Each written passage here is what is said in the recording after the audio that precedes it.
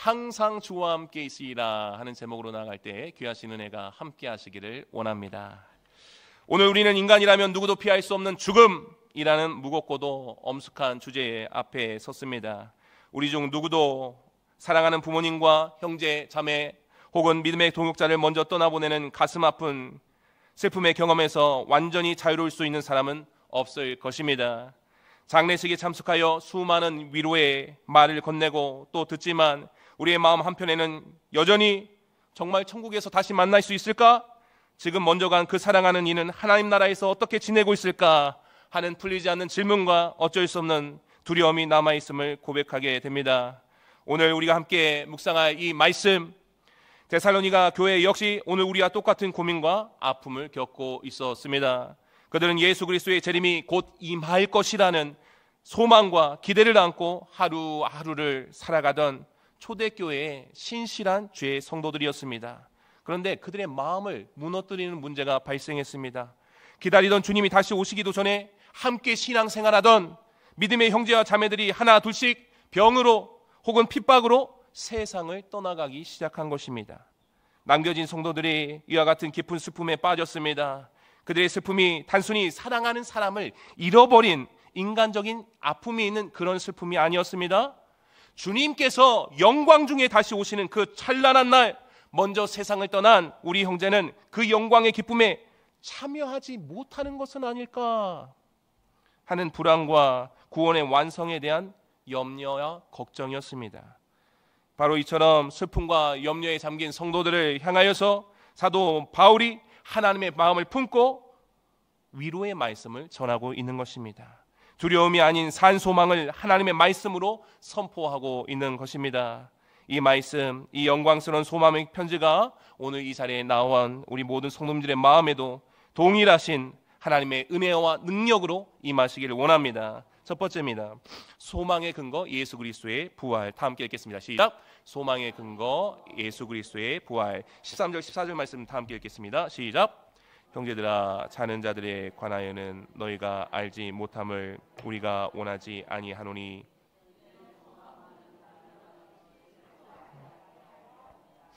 우리가 예수께서 죽으셨다가 다시 살아나심을 믿을진대 이와 같이 예수 안에서 자는 자들도 하나님이 그와 함께 데리고 오시리라. 아멘. 사도 바울이 지금 먼저 데살로니가 성도들이 겪고 있는 그 슬픔 자체를 정죄하거나 옆에서 나무라는 것 모습이 아닙니다.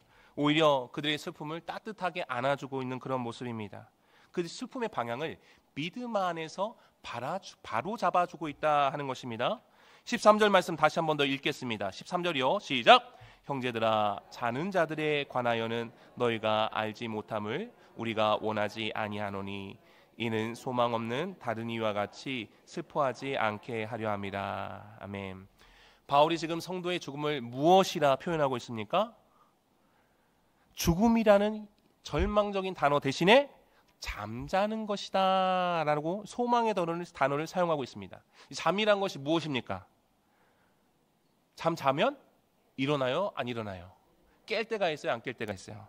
맞습니다. 잠은 모든 것의 끝, 완전한 소멸과 단절을 의미하는 것이 아닙니다. 잠은 반드시 깨어날 아침, 영광의 아침을 전제하고 있다라는 것입니다. 쉼과 안식의 상태입니다. 이것이 바로 세상과 교회가 죽음을 바라보는 전혀 다른 시각인 것입니다. 세상은 죽음을 모든 관계와 존재의 끝으로 여기기에 소망이 없어 절망하며 통곡합니다. 그러나 우리 믿음의 성도들은 잠든 자들이 아침에 빛과 함께 일어나는 것처럼 주님 안에서 잠든 모든 성도들이 반드시 다시 깨어날 것을 믿는다. 믿기에 소망 없는 자와 같이 슬퍼하지 않을 수 있는 것입니다. 그렇다면 이와 같이 담대하고 흔들리지 않는 소망이 과연 어디에서 비롯되는 것입니까? 우리의 감정이나 막연한 기대에서 오는 것입니까? 아닙니다. 14절 말씀이 명확하고 확실하게 그 근거를 말씀해 주고 있습니다. 14절 말씀이요. 다시 읽겠습니다. 시작. 우리가 예수께서 죽으셨다가 이와 같이 예수 안에서 자는 자들도 하나님이 그와 함께 데리고 오시리라. 아멘. 할렐루야. 성도들의 부활 소망은 긍정적인 생각이나 희망사항이 아닙니다. 골고다 언덕 위에서 우리 죄를 위해서 죽으시고 장사된 지 사흘 만에 사방 권세를 깨뜨리신 부활하신 예수 그리스도, 그의 이름 위에 세워지는 것입니다. 하나님의 진리 위에 굳건히 서 있는 것입니다. 예수님의 부활은 인류 역사상 단 한 번밖에 있지 않았습니다. 유일무이한 사건이다 하는 것입니다. 동시에 장차 우리 모든 성도들이 경험하게 될 영광스러운 부활의 첫 열매요 확실한 보증이 된다. 고린도전서 15장 말씀에서 분명하게 말씀하고 있습니다. 사도 바울은 고린도전서 15장 17절로 19절 말씀을 통해서 만일 그리스도의 부활이 없다고 한다면 우리의 믿음도 헛되고 우리는 여전히 죄 가운데 있을 것이며 이 세상에서 가장 불쌍한 자가 될 것이다. 분명하게 단언하고 있습니다. 그러나 20절에서 또한 이렇게 바울은 말씀하고 있습니다. 그러나 이제 그리스도께서 죽은 자 가운데서 다시 살아나사 잠자는 자들의 첫 열매가 되셨도다. 아멘. 다시 한번 읽겠습니다. 시작. 그러나 이제 그리스도께서 죽은 자 가운데서 다시 살아나사 잠자는 자들의 첫 열매가 되셨도다. 아멘. 할렐루야. 예수님이 부활하셨으니 우리 또한 부활한다. 할렐루야. 하나님 아버지께서 죽음의 권세를 깨뜨리시고 자신이 사랑하는 아들 예수 그리스도를 다시 살리셨다고 한다면 그의 아들 예수 그리스도를 자신의 구주로 믿고 그 믿음 안에서 잠든 자신의 자녀들을 모른 척 외면하시겠습니까? 외면하지 않으신다. 외면하실 수가 없다는 것입니다. 로마서 8장 32절 말씀하고 있습니다. 다 함께 읽겠습니다. 시작. 자기 아들을 아끼지 아니하시고 우리 모든 사람을 위하여 내어주시니가 어찌 그 아들과 함께 모든 것을 우리에게 주시지 아니하겠느냐. 할렐루야. 하나님께서는 마지막 날 만왕의 왕 되신 예수님을 이 땅에 다시 보내실 때 예수 안에 잠들어 있던 모든 성도들을 단 한 사람도 빠짐없이 바로 그 영광의 주님과 함께 데리고 오실 것이다 약속하고 계신 것입니다. 할렐루야. 이것이야말로 우리가 모든 슬픔을 이기고 죽음의 두려움을 넘어서게 하는 유일하고도 확실한 소망의 근거가 되는 것입니다. 이 소망을 꼭 붙드실 수 있길 바랍니다. 두 번째입니다. 읽겠습니다. 시작. 소망의 실현, 주님의 영광스러운 재림. 15절 16절 말씀 읽겠습니다. 시작. 주의 말씀으로 너희에게 이것을 말하노니 주께서 강림하실 때까지 우리 살아남아 있는 자도 자는 자보다 결코 앞서지 못하리라. 주께서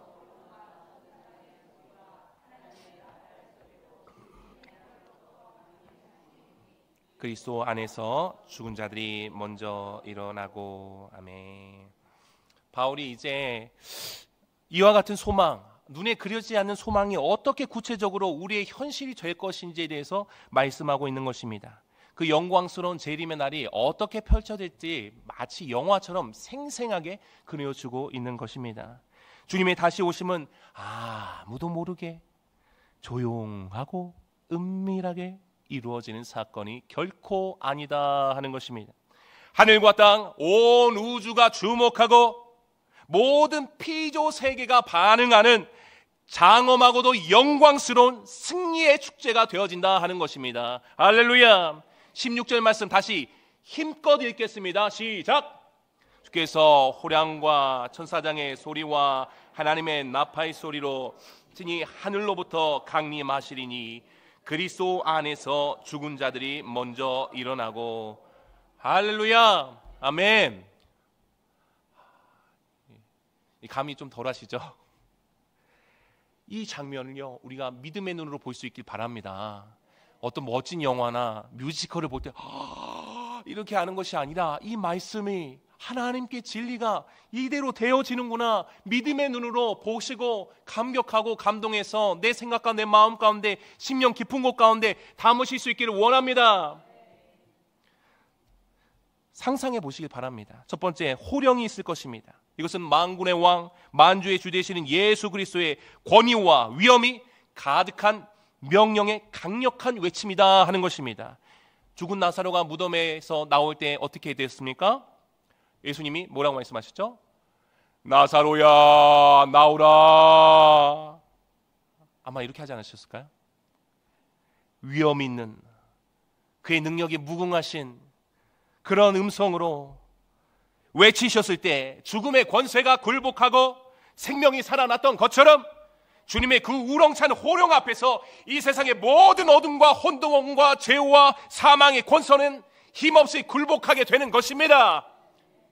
할렐루야.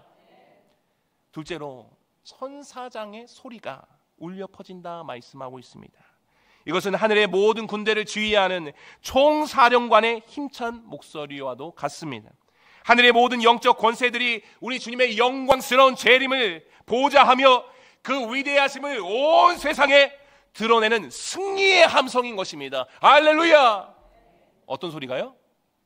천사장의 소리가 그렇다라는 것이, 천사장의 소리가.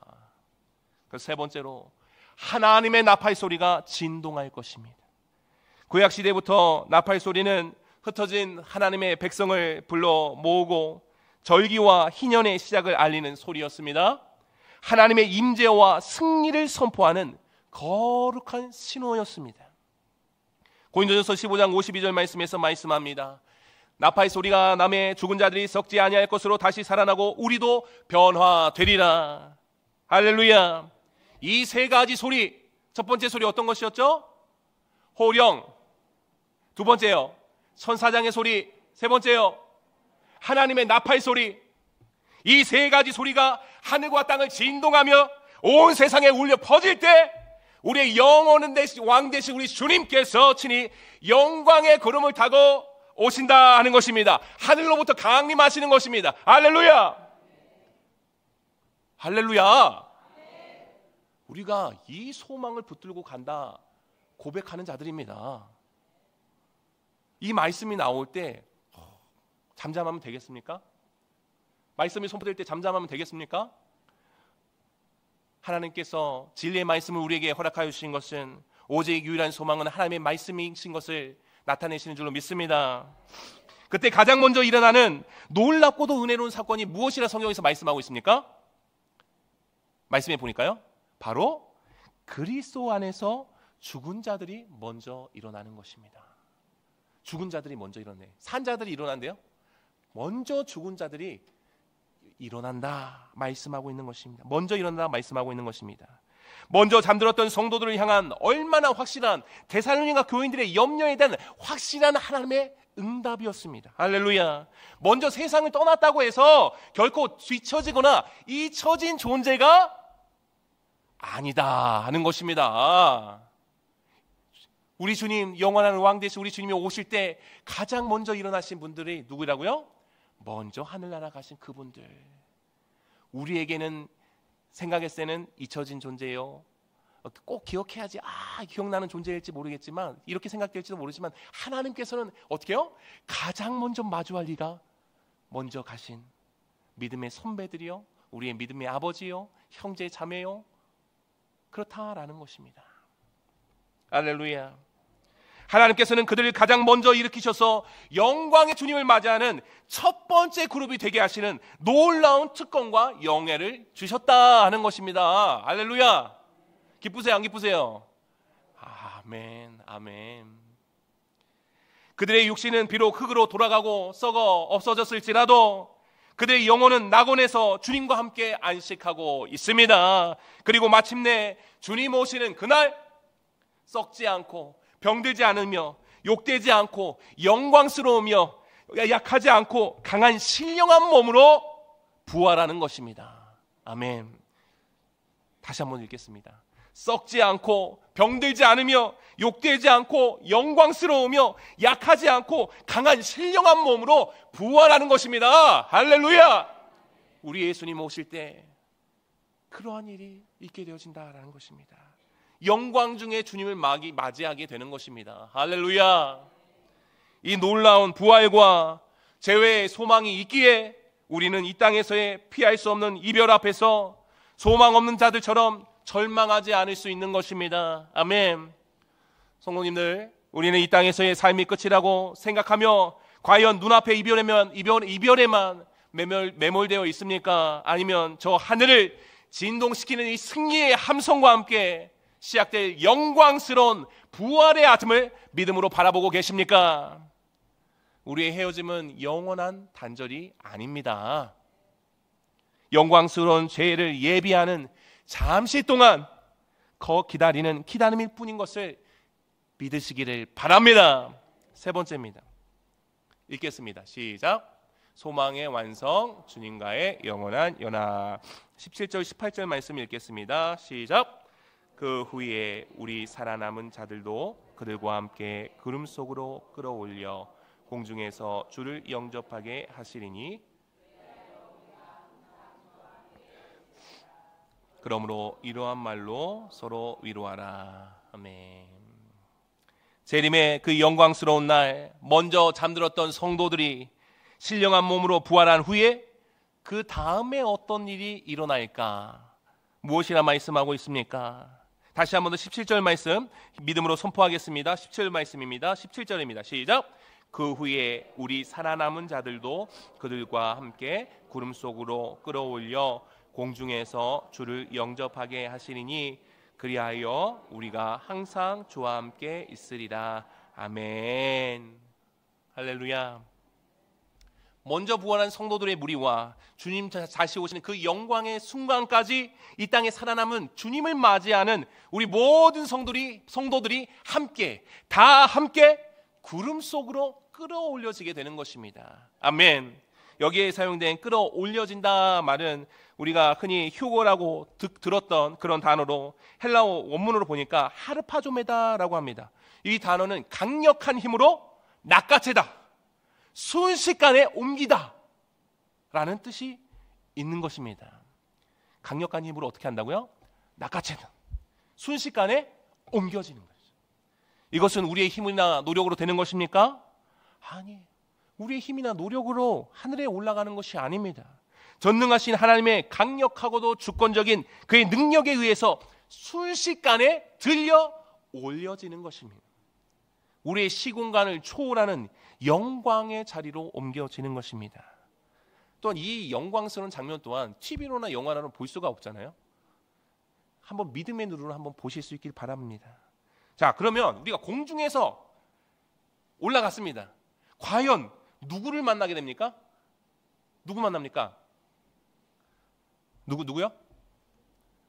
첫 번째로 이 땅에서 먼저 떠나보내며 눈물로 그리워했던 우리의 믿음의 부모님과 형제, 자매, 사랑하는 자녀와 친구들을 다시 만나게 될 것입니다. 이 땅에서 가졌던 모든 눈물과 오해, 아쉬움과 상처로 얼룩졌던 모든 이별은 그날로 끝이 납니다. 이제는 영원한 기쁨과 감사, 완전한 사랑 안에서 서로를 안고 감격의 눈물을 흘리게 될 것입니다. 아멘. 그러나 그것보다 더 중요한 만남이 있어요. 어떤 만남이죠? 어떤 만남입니까?